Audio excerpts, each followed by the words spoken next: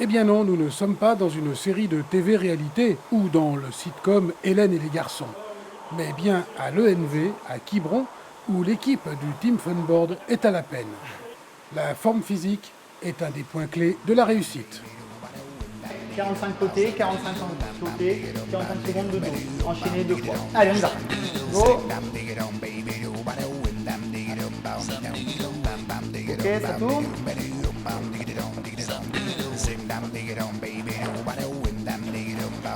Alors, on commence à chercher un peu de difficulté, en haut, en bas.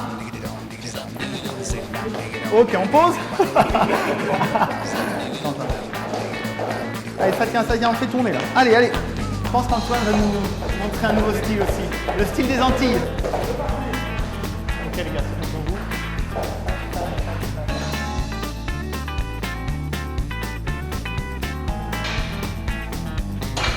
Ok, abdos gainage. Et on donc 4 séries. Ok, regarde devant toi. Allez, ça monte. Ouais.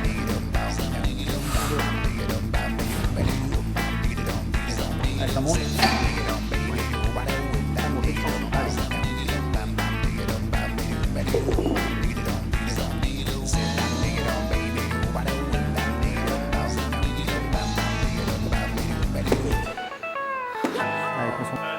Ça monte, ça monte, ça monte. Je fais rien là. Alors là, en fait, on est dans une période de travail de force dans un premier temps. Là, on est à 10, 20, 30, 60, 70, Donc, 80. Là, pour consigne, les coureurs ont sur ces 3 semaines de faire des séances donc force, c'est-à-dire c'est un pourcentage de poids assez élevé par rapport à leur maximum, qui puisse faire une répétition. Bon, c'est 2 fois le poids de mon corps.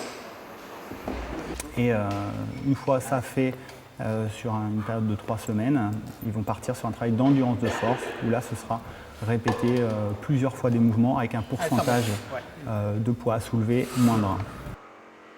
Ça monte. Pourquoi ce travail-là?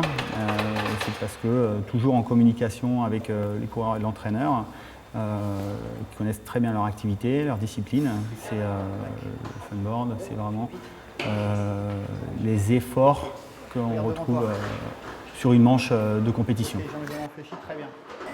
Moi, je suis le petit gabarit, par exemple. Moi, je fais je fais un petit 75 kg, 75-76, et puis il y a des gabarits comme Antoine, 88, Nico, il fait 85.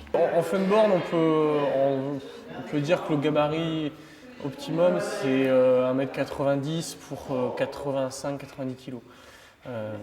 J'en suis pas loin. Moi, je fais 1m80 pour 85 kg, je suis légèrement trop petit.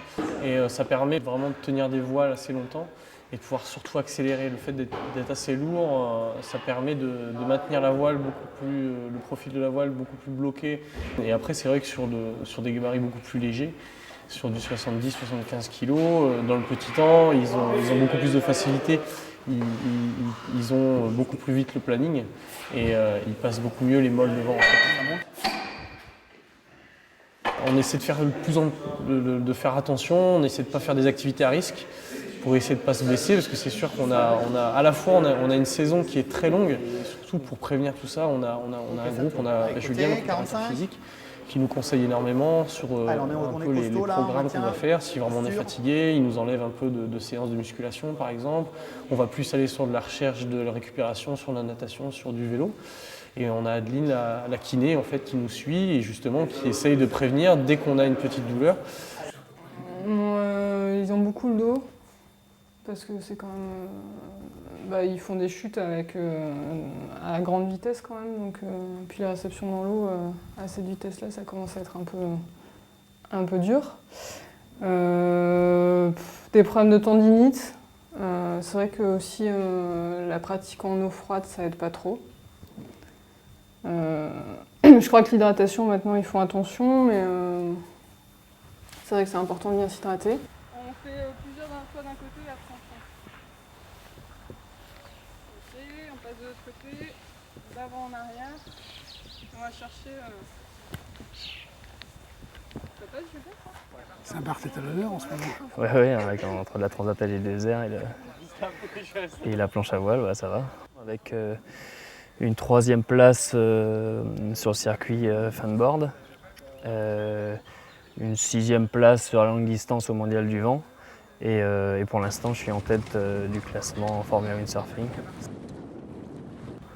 C'est sûr que quand on est un peu plus lourd, on est un peu mieux dans le vent et puis comme à La Rochelle le premier jour où on a fait 5 manches, c'était un peu mes conditions. Donc c'est vrai que dans le vent j'ai peut-être un petit avantage avec mon poids qui est un peu plus élevé que certains.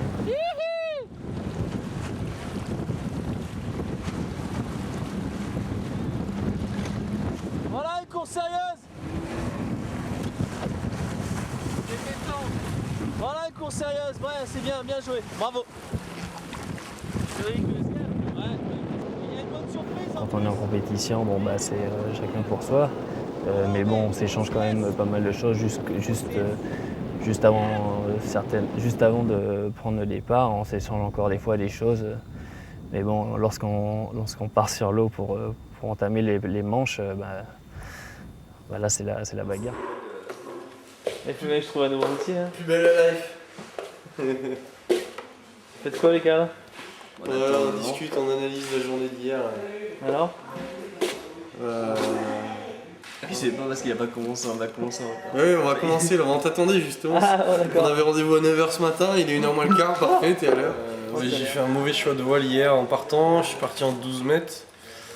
Et c'était pas le bon choix en fait. Et je suis pas encore réglé avec on a reçu des nouvelles planches là. J'ai pas encore réglé avec les ailerons, enfin pas du tout réglé même. Et je suis parti donc les 2 premières manches en 12 mètres.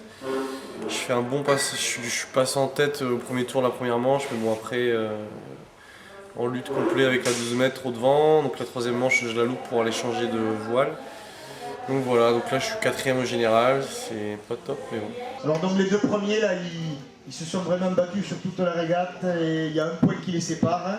Second, Damien Leguin des Crocodiles de l'Élorge.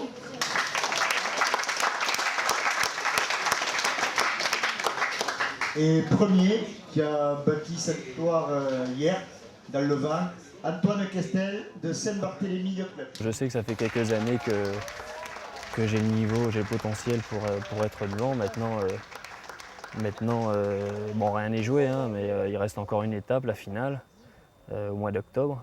Donc je ne me mets pas la pression jusqu'au mois d'octobre, sinon je vais pas réussir mes prochaines épreuves.